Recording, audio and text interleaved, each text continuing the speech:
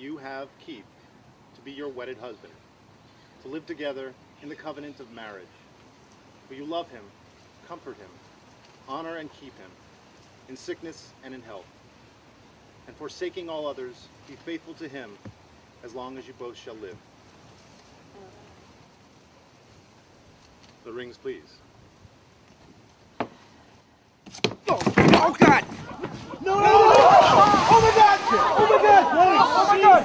Oh my God! Are you okay? Oh my God!